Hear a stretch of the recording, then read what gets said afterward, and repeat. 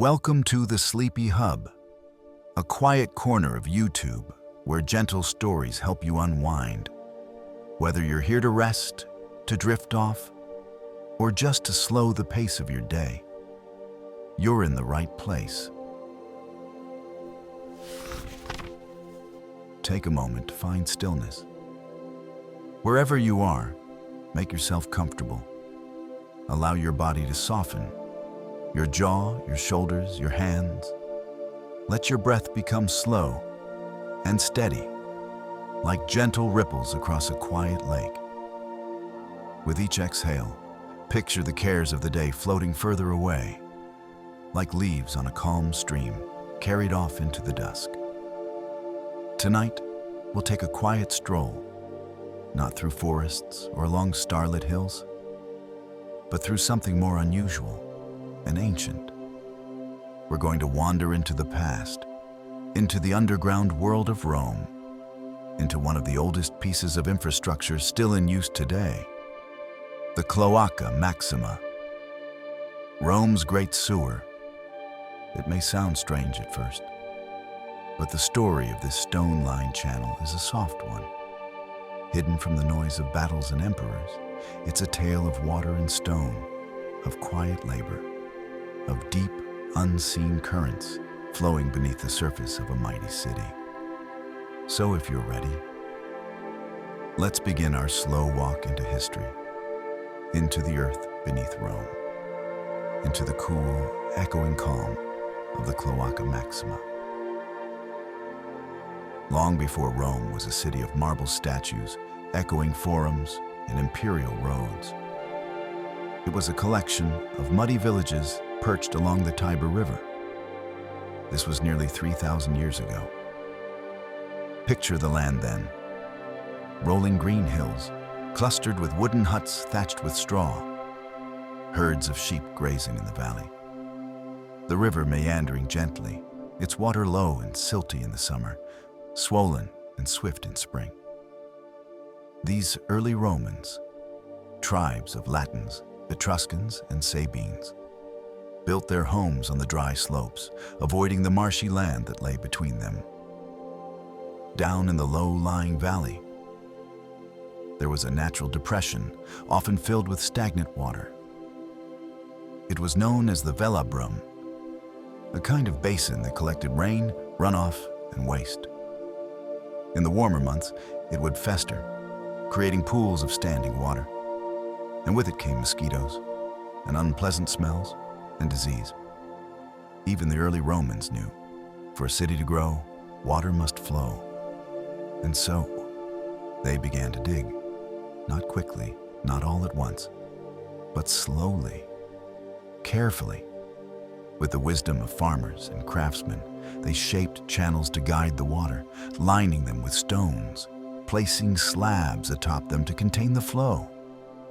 These weren't grand constructions, but humble ones, carried out over decades, perhaps even centuries.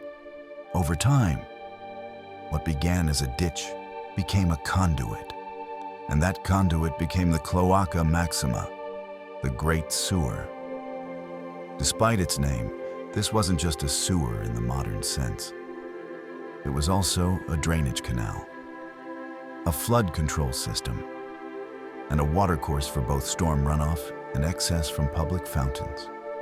It connected the hills to the river, joining springs and streams together beneath the city's feet. Can you imagine it? A network of arched stone tunnels winding softly under the earth. Cool and damp, but built to last. In the next section, we'll walk alongside a Roman engineer and see how the Cloaca Maxima was maintained, expanded, and honored, not just as a utility, but as something almost sacred. Let us step now into the sandals of a worker, a humble laborer, someone whose name may never have been recorded, but whose hands helped shape the silent arteries beneath Rome. It is early morning. The sun has barely risen above the rooftops. The city above is still hushed, just the occasional bray of a mule or the rattle of a wooden cart on cobblestone. But down here, in the cool dark, work begins. The air is damp and still. The walls are slick with condensation. Smooth stones, worn by years of flowing water, glisten in the faint lantern glow.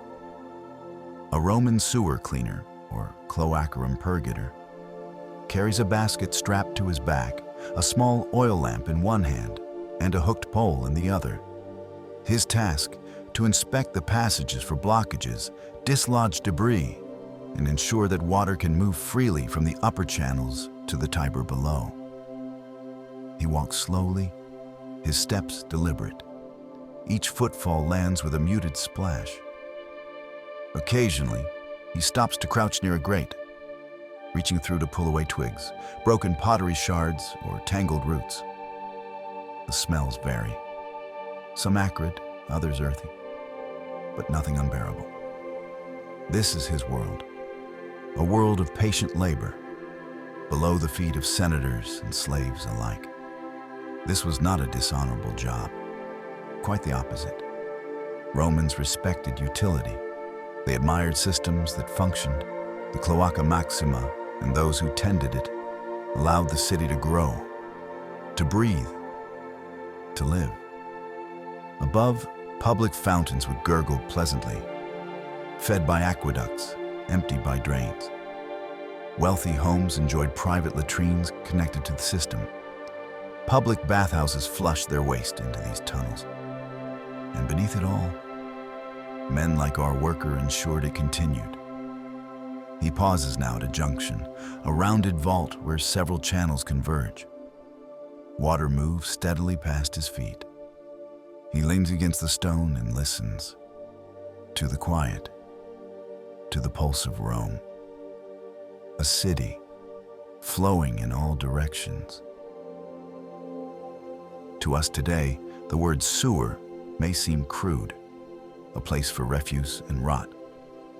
But to the ancient Romans, water was not waste.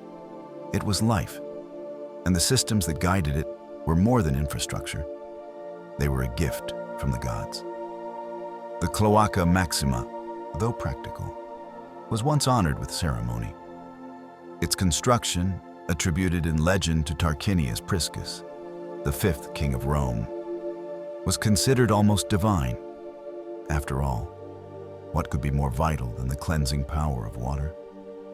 They believed that water carried spirit, that underground channels echoed with noumena, the sacred presence found in natural things. So they named the sewer. They gave it a title, Maxima, the greatest. In time, the cloaca became associated with Venus Cloacina, a minor goddess of purification and cleanliness. Her tiny shrine once stood above a grate in the forum, where sacred spring water flowed into the system below.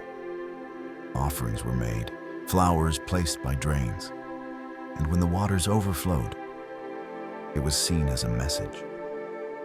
Not merely a flood, but a reminder to cleanse, to repair, to care.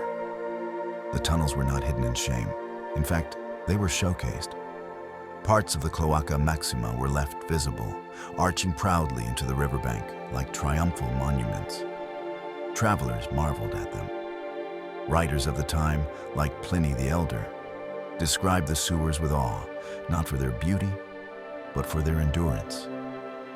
He wrote, "In the streets of Rome, beneath the footsteps of the people, flows a subterranean river, large enough for wagons to pass through." Even centuries later, emperors like Augustus and Trajan would inspect and improve the system, reinforcing it with concrete, expanding its reach, all because they understood. For Rome to be clean, for Rome to be sacred, its waters must be honored. And so they were, with every carved stone, with every vault and arch, with every gentle curve beneath the earth. The Cloaca Maxima was not a burden. It was a blessing. Through time and flood, the city above is growing. By the 1st century of the Common Era, Rome has become the heart of an empire. Over 1 million people live within its walls, craftsmen and senators, bakers and soldiers, merchants and scribes. Streets hum with voices. Fountains splash at crossroads. Aqueducts feed grand bathhouses. And beneath it all, still flows the Cloaca Maxima. Now more than 2 centuries old, the sewer is still vital, expanded, reinforced, extended into newer neighborhoods. The archways are grander now, shaped with concrete and volcanic rock. Tunnels stretch for miles beneath the Forum, the Capitoline Hill, and the marketplaces. In dry seasons, the flow is modest. But in spring, when the Tiber swells with melted snow from the Apennines, the tunnels flood quickly. The engineers, knowing the river's rhythm, build overflow chambers, arched reliefs that release pressure into hidden gullies. Still, not all water can be tamed. Floods come. The Forum is submerged. Goods are ruined. Streets must be swept and dried.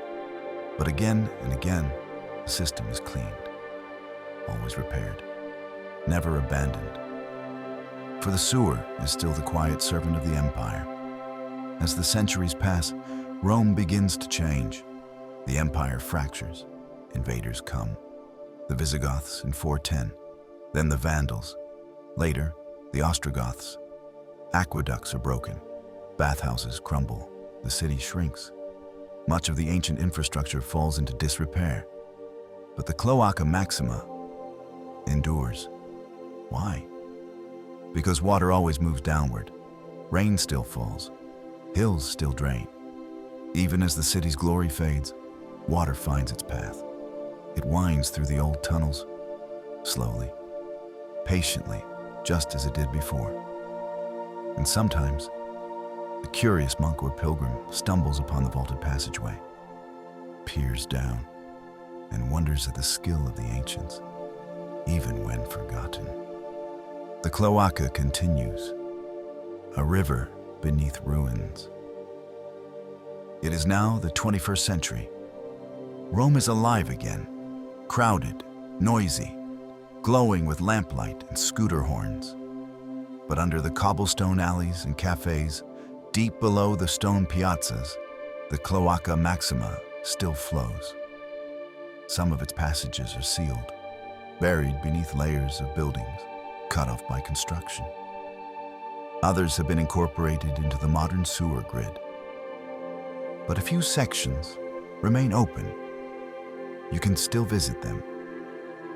Near the Piazza della Bocca della Verità, close to the Tiber's edge, an arch of the original sewer still stands, moss-covered, quiet, steadily draining water into the river, just as it has for more than 2,500 years.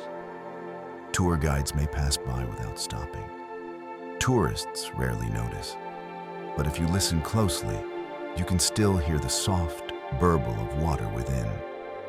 Archaeologists have explored parts of the tunnel, descending with flashlights, wading slowly through cool, ankle-deep flow. The vaults echo. Roots dangle from above, but the stone remains strong. One engineer once said, standing in the tunnel, that it feels like being inside the ribcage of an ancient beast. But this beast is not threatening. It is steady. It is peaceful. A long, slow breath beneath the city. And so the Cloaca Maxima is still here, long after emperors are gone, long after temples crumble and statues fade.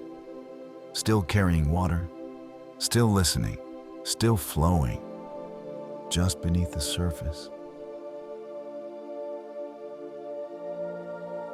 Let us pause here, in the stillness.